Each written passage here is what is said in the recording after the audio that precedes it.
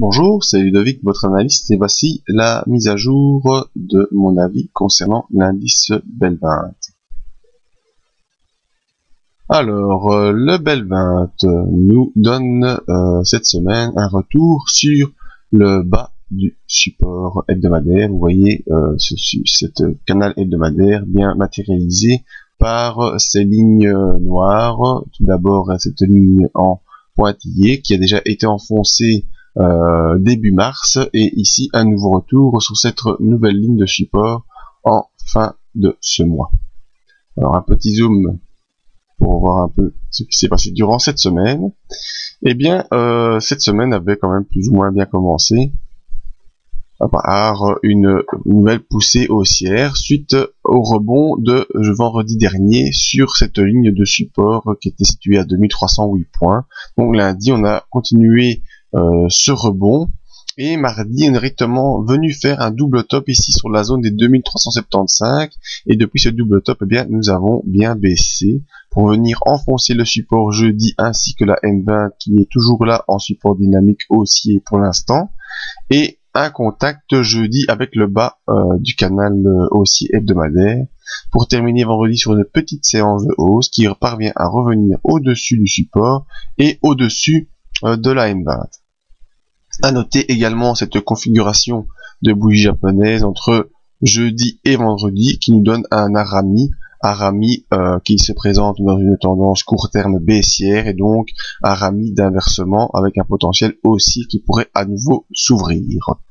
Tant que nous sommes au-dessus de la M50 ici et au-dessus bien sûr de cette conjonction entre le bas du canal, le support et la M20, il n'y a pas d'inquiétude à avoir, ce ne sont que des consolidations. Mais attention, car les rebonds, actuellement, le rebond ici n'a pas pu faire un nouveau plus haut, et le plus bas ici est un plus bas par rapport au plus bas précédent, donc possibilité d'une dynamique baissière qui essaye de se mettre en place. Voyons un peu nos indicateurs.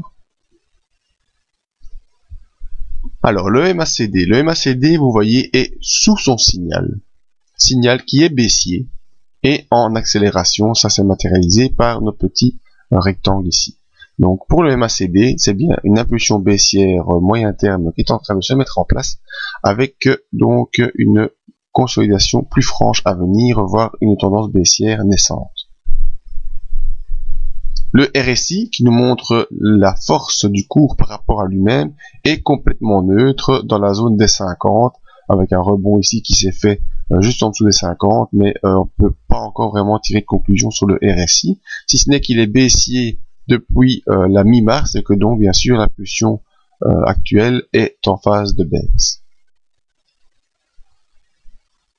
Alors les volumes, toujours très important, les volumes, et là c'est un peu plus inquiétant. Pourquoi? Parce que les volumes, eux, sont déjà clairement en dynamique baissière aussi, avec des plus hauts de moins en moins hauts, comme ce fut le cas de ces trois clôtures ici, et des plus bas de plus en plus bas. Donc si on n'arrive pas, la semaine prochaine, à revenir sur un OBV supérieur à cette zone des moins 6260, eh bien on est vraiment dans une dynamique baissière au niveau des volumes, c'est-à-dire que les opérateurs sont en train de s'alléger fortement en BEL20. Et le stochastique, qui lui nous montre les impulsions plus courtes, est clairement toujours en impulsion baissière, sous son signal, sous les 50, et donc devrait poursuivre début de semaine prochaine. Alors, quelle conclusion tirer? Eh bien, nos indicateurs, eux, sont plutôt en tendance baissière, même quasiment tous, mis à part le RSI.